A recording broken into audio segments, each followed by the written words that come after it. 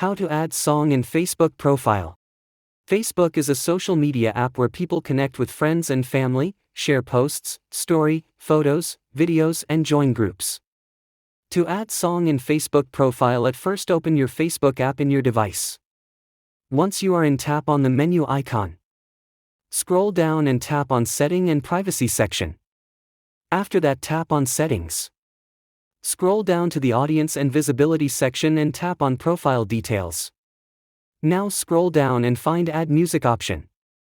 Next, look at the top right corner and click on the plus icon. The list of songs will appear. Scroll down and select the songs. Now tap on the X mark the song is added to the music page.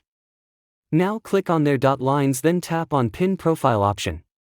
Then a confirmation message will appear.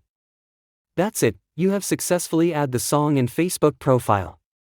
Thanks for watching.